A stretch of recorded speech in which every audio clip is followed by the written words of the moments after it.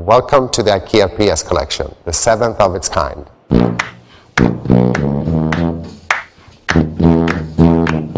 When starting up the creative process for this design collection, we took inspiration from the 60 plus years of IKEA design history, but of course also from people's life at home.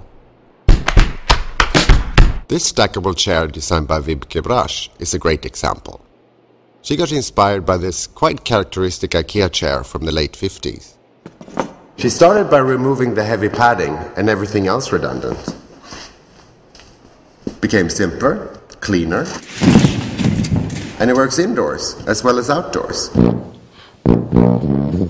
Let me show you another example where an old product have inspired a new one.